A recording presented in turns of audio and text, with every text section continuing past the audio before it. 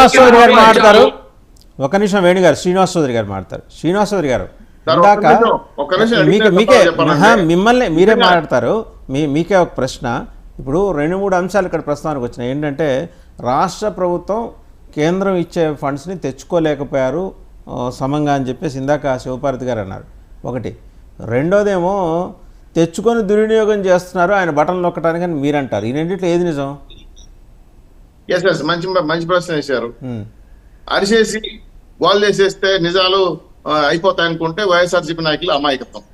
ఈరోజు జలశక్తి నిధులు 29 రాష్ట్రాల్లో ₹1 కూడా వాడుకొని రాష్ట్రం ఏదైనా ఉంటే జలశక్తి మిషన్ సంబంధించిన నిధులు ఎందుకు తేలేదు, ఎందుకు ఇవ్వలేదు?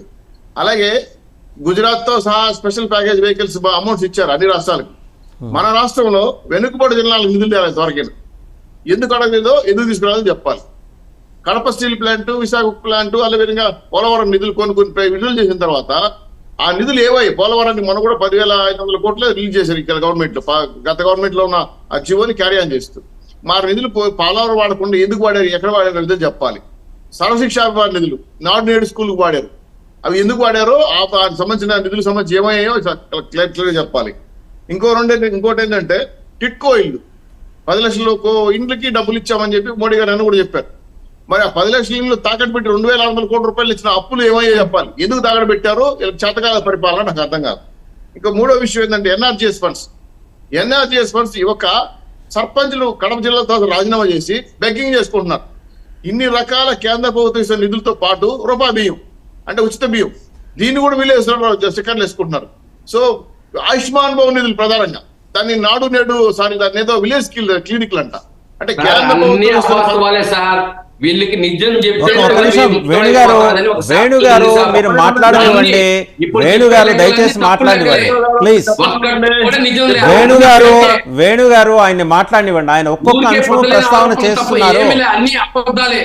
ఆయన మాట్లాడనివ్వండి. ఒక్కొక్క అంశం ఆయన ప్రస్తావన చేస్తున్నారు. తర్వాత మీరు మాట్లాడండి. ఆయన మాట్లాడనివ్వండి. ఆయన ఒక్కొక్క అంశం ప్రస్తావన చేస్తున్నారు. మాట్లాడివ్వండి. వేణుగారు మాట్లాడివ్వండి.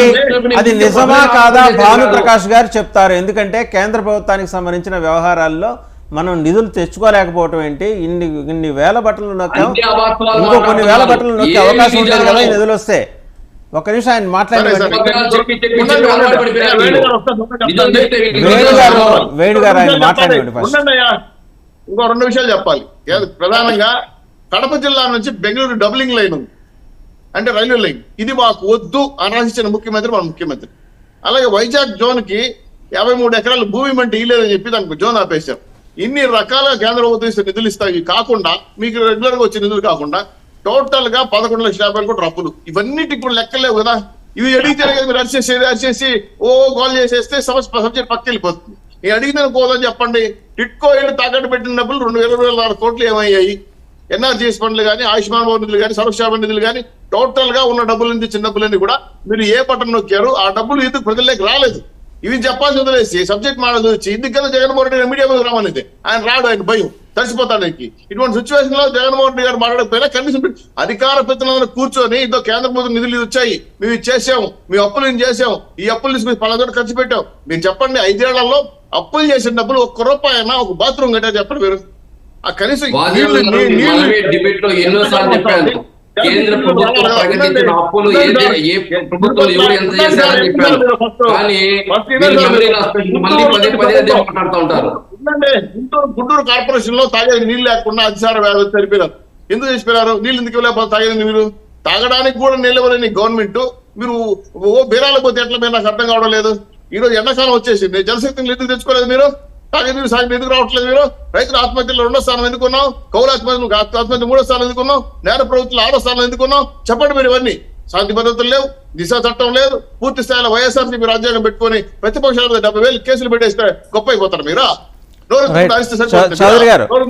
చౌదరి గారు చాలా అంశాలు ప్రస్తావన చేశారు. మీరు చెప్పిన నేరాలు పక్కన పెడితే నిధుల గురించి మాట్లాడుకుందాం. భానుప్రకాష్ గారు, నిజంగా ఇన్ని నిధులు మన రాష్ట్ర ప్రభుత్వం తెచ్చుకోలేకపోవడం నిజంగా ఆశ్చర్యంగా ఉంది. ఎందుకంటే తెచ్చుకుంటే ఆయనే ఇంకో కొన్ని వేల బట్టలు నొక్కే అవకాశం ఉండేది కదా. అన్న శ్రీనివాస్ గారు చెప్పినటువంటి దీంట్లో వాస్తవాలు ఉన్నాయి. కేంద్ర ప్రభుత్వం రాష్ట్ర ప్రభుత్వాలకి కొన్ని పథకాల్లో మ్యాచింగ్ గ్రాంట్ ఇస్తే తప్ప కేంద్ర ప్రభుత్వం రిలీజ్ చేసే అవకాశం లేదు. అలాంటి పథకాల్లో రాష్ట్ర ప్రభుత్వం తన వాటాని ఇవ్వని కారణంగా చాలా పథకాలు రాలేదు. ఎస్, వాస్తవం.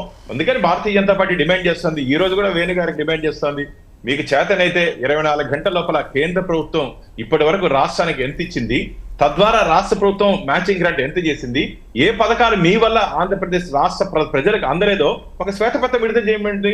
ఎందుకు ఈ డిస్టర్బెన్స్, ఈ కన్ఫ్యూజన్ అంతా? మమ్మల్ని ఊరికి అరిచేది మేము ఎందుకు తెలుస్తాము, మా మీద పడేది కాకుండా వారు ఒక శ్వేతపత్రం